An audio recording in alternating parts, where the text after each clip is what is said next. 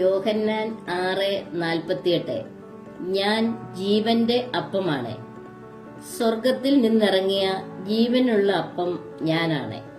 ആരെങ്കിലും ഈ അപ്പത്തിൽ നിന്ന് ഭക്ഷിച്ചാൽ അവൻ എന്നേക്കും ജീവിക്കും. ലോകത്തിന്റെ ജീവന് വേണ്ടി ഞാൻ നൽകുന്ന അപ്പം എന്റെ ശരീരമാണ്. എന്റെ ശരീരം ഭക്ഷിക്കുകയും എന്റെ രക്തം പാനം ചെയ്യുകയും ചെയ്യുന്നവൻ എന്നിലും ഞാൻ അവനിലും വസിക്കുന്നു. നശ്വരമായ അപ്പത്തിനു വേണ്ടി അധ്വാനിക്കാതെ മനുഷ്യപുത്രൻ തരുന്ന നിത്യജീവന്റെ അനശ്വരമായ അപ്പത്തിനു വേണ്ടി അധ്വാനിക്കുവിൻ. യേശു അവരോട് പറഞ്ഞു, ഞാനാണ് ജീവന്റെ അപ്പം.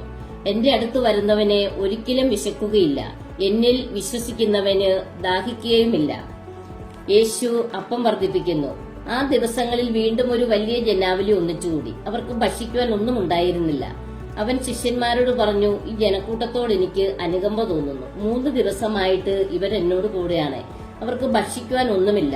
അവരെ വിശപ്പോടെ വീട്ടിലേക്ക് പറഞ്ഞയച്ചാൽ വഴിയിൽ അവർ തളർന്നു വീണേക്കും. ചിലർ ദൂരെ നിന്ന് വന്നവരാണ്.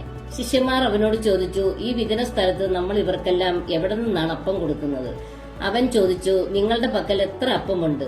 7 എന്ന് അവർ പറഞ്ഞു. അവൻ ജനക്കൂട്ടത്തിലോട് നിലത്തിരിക്കാൻ ആജ്ഞാപിച്ചു.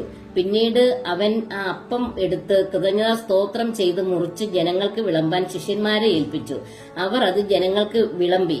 കുറെ ചെറിയ മത്സ്യങ്ങളും അവരുടെ പക്കലുണ്ടായിരുന്നു. അവൻ അവയും ആശീർവദിച്ചു ശിഷ്യന്മാരെ ഏൽപ്പിച്ചു. ജനം ഭക്ഷിച്ചു തൃപ്തരായി. ശേഷിച്ച കഷ്ണങ്ങൾ 7 കുട്ട നിറയെ അവർ ശേഖരിച്ചു.